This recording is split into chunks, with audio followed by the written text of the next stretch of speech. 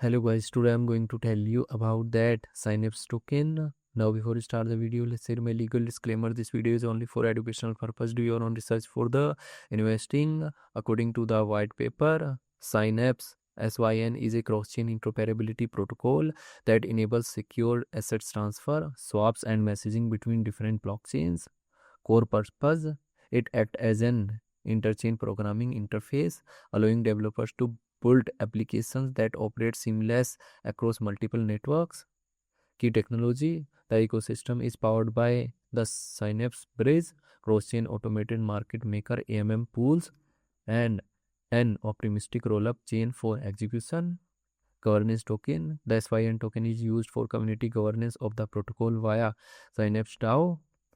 Synapse project institution rating is 4.1, 4.3, and this project audited by Ceritic.